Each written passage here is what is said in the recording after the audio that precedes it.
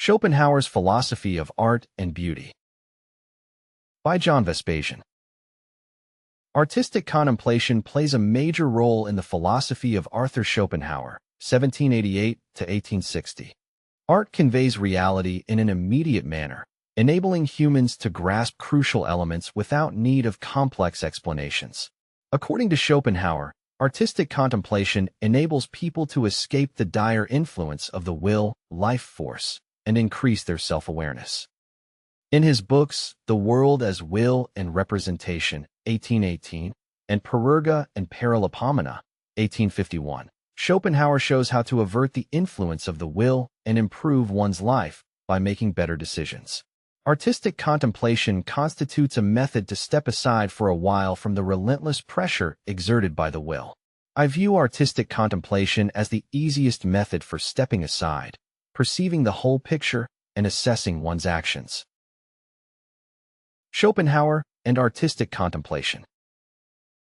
What are the advantages of artistic contemplation compared with intellectual analysis? There are several advantages. In the first place, immediacy. Artworks can convey insights that every person can grasp right away without further explanation. Second, art's power to command attention and make people forget temporarily about pressing problems. The will is making pressure all the time on humans to pursue their primal desires. It can wear people out and drive them into despair. Fortunately, art can draw and hold their attention for a while, giving them a respite from their preoccupations. Third, art enables humans to transcend individual desires or problems, engage into a state of contemplation, and become one with the world. Art enables individuals to feel at peace, in harmony with the universe, unaffected by the will. Schopenhauer's definition of beauty. In The World and Will and Representation, Schopenhauer distinguishes between two types of artistic experiences. On the one hand, he speaks of the experience of the sublime, and on the other hand, of the experience of the beautiful.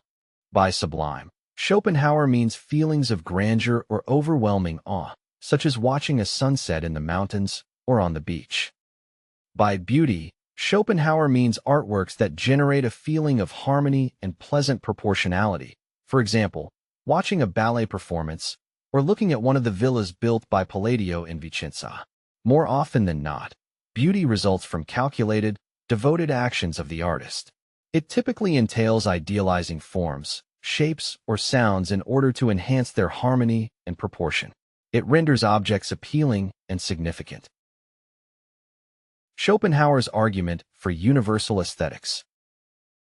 On the basis of his classification, Schopenhauer argues that beauty transcends individual and cultural boundaries. He puts forward that the principles of beauty are universal because they reply to the human demand for harmony.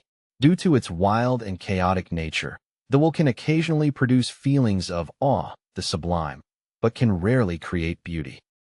If left alone, nature can produce impressive sunsets and overwhelming mountains, but cannot make harmonious homes and gardens.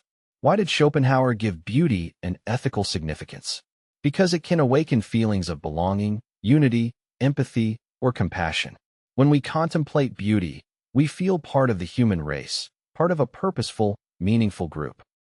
I endorse Schopenhauer's argument about feelings of unity, belonging, and purpose, but I fail to see how artworks can lead, in most cases, to empathy and compassion. I also subscribe to Schopenhauer's views on the universality of beauty. When we look at ancient Greek and Roman temples or Japanese religious architecture, we can perceive underlying harmony. Nonetheless, the universality argument becomes weaker for what concerns music, for instance, traditional Indian music. It's obvious that its structure cannot be compared to Mozart, Bach, or other Western classical compositions.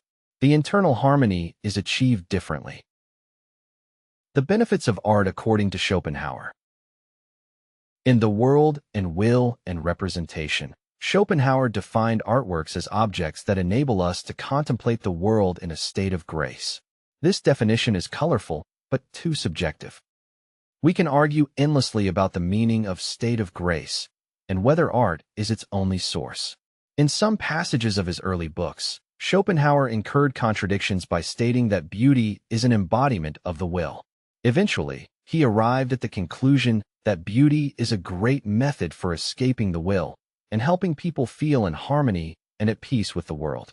Schopenhauer favored artistic contemplation as a means to escape the suffering generated by the will. This method has the advantages of low cost, universal availability, and repeatability. One can engage in artistic contemplation frequently and at low cost. Schopenhauer's explanation of artistic joy. The enjoyment that humans draw from art possesses positive and negative elements. It is negative in the sense that it negates the wild chaos of the will. And it is positive in the sense that it reflects the human struggle for order, proportionality, harmony, and predictability.